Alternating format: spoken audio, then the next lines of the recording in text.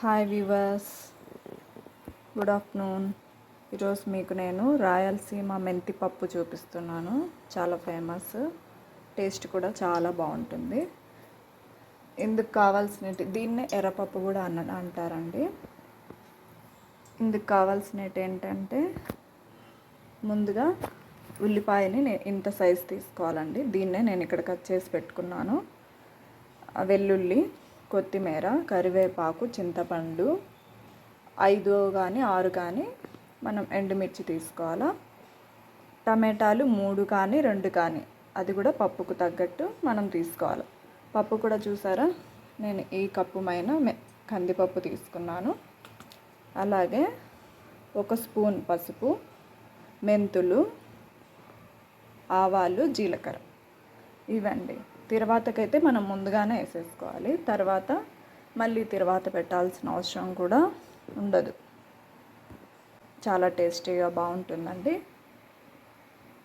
రాయలసీమలో ఈ పప్పుని చాలామంది బాగా చేసుకుంటారు. నేను ఈ మెథడ్లోనే ఇంకా కొద్దిగా బాగా చూపిస్తున్నాను మీకు. ఫస్ట్ ముందుగా ఏం చేద్దామంటే, ఈ తిరువాత గింజలు ఉన్నాయి కదా, మెంతులు, ఆవాలు, ఇవి ఇక్కడ ఆయిల్ అయితే కాగిందండి. మన ఇష్టం అండి, ఆయిల్ మీ టేస్ట్కి తగ్గట్టు. ఆయిల్ కొద్దిగా ఎక్కువ వేస్తే ఈ పప్పుకు టేస్ట్ బాగుంటుంది. ముందుగా అయితే నేను ఈ జీలకర్ర, ఆవాలు, మెంతులను వేస్తున్నాను.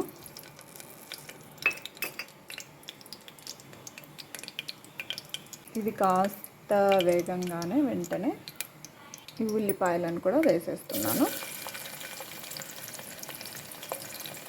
తర్వాత వెల్లుల్లి,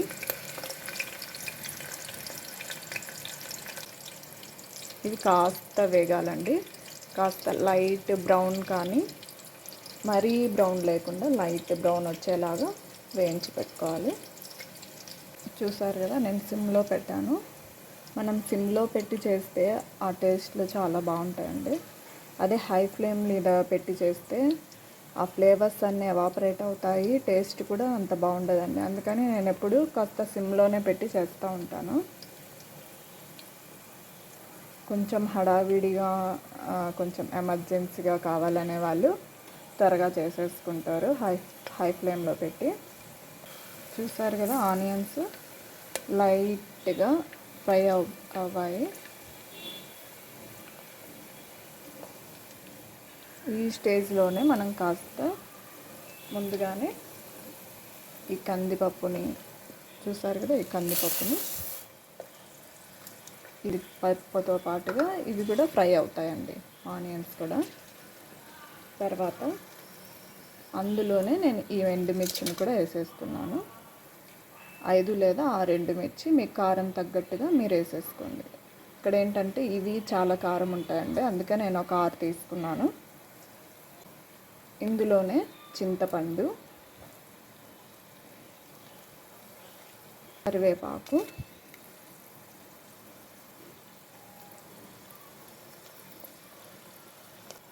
పసుపు కూడా వేసేస్తున్నాను ఇప్పుడే.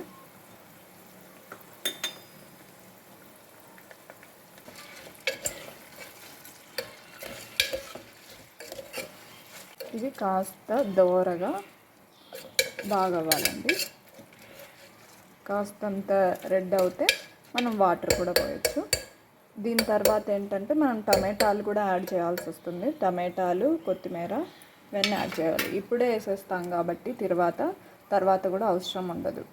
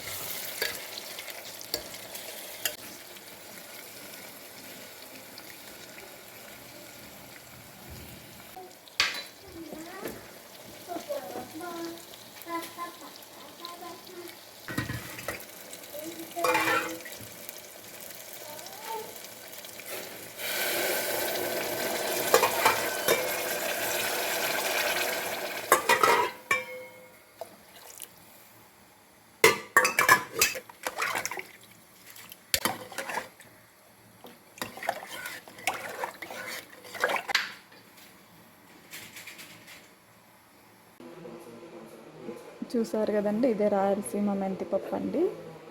విజిల్ తీసి ఇందులో ఇప్పుడు కాస్త సాల్ట్ అందుకేసి రామేసుకోవాలి. ఇంకంతే, ఇంకా తర్వాత కూడా అవసరం లేదు.